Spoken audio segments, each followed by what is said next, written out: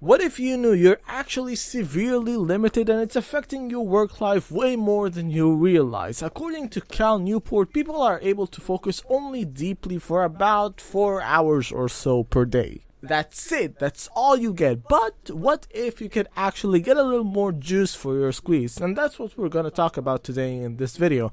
A few tips and hacks that I've realized according to my own experience running a business for 2 years and some of the other sources that I've seen out there. But why does that limit exist in the first place? What is it based on?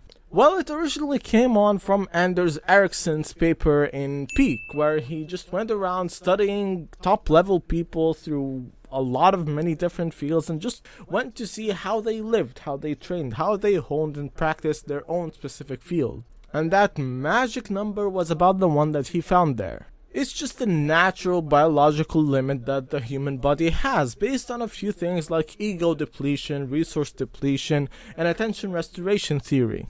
And looking into those fundamental understandings, we can pick out a few practices that have been scientifically shown to support that level of high intense effort. I mean, what kind of fun is it working like a zombie when you don't exactly need to feel like one? I mean, sure, some of them are rather unexpected, like trees! Yes, people, it's a scientific fact that looking at trees helps you focus harder, which is part of that whole attention restoration theory that we discussed earlier.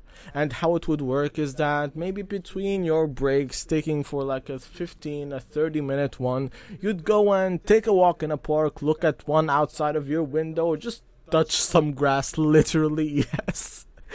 That is scientifically accurate, helpful in getting you to focus harder. But if walking isn't your favor of exercise, there is always another one that you can do, because yes, that is also one of these practices mentioned. If you don't like walking, perhaps you may like stretching. And a common theme that you'll see among all of these is that you're not exactly focusing on anything in particular. You're just letting your mind go and wander around without exactly being engaged deeply with anything, so it can get that time and opportunity to relax. It's why laying down on your bed and watching TikTok shorts doesn't exactly work. Since you're still engaged, you're still focused, just not on work, but walking, stretching, any kind of low intensity exercise really, that works wonders, while also clearing any lingering stress that may be in your mind. Yes, very instructional, very boring, but do not fall asleep on me, please. You'll ruin your circadian rhythm. Just take a nap. A nice 10 to 30 minute nap should do the trick and also help you focus better.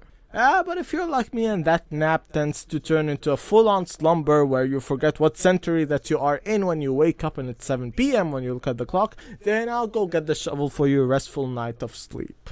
But that was rather funny, isn't it? Good. I need to make you laugh just as much as possible as you would need to do for yourself. Little did you know that was a masterful segue into the next point, which is laughter, because it releases dopamine, it gets you relaxed, it gets you to clear out the stress in your mind.